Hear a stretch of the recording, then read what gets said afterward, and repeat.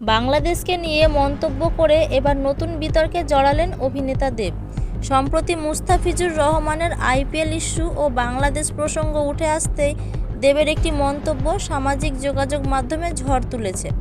অনেকেই বলেছেন দেবের কথাবার্তায় বাংলাদেশকে একেবারে কড়া ভাষায় ধুয়ে দেওয়া হয়েছে।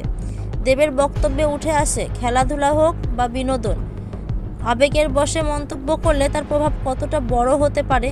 তিনি ইঙ্গিত দেন কিছু বিষয় নিয়ে দায়িত্বশীলভাবে কথা বলা জরুরি, না হলে ভুল বার্তা ছড়িয়ে পড়ে। এই মন্তব্য প্রকাশ্যে আসতেই দুই ভাগে বিভক্ত হয়ে পড়ে নেটিজেনরা।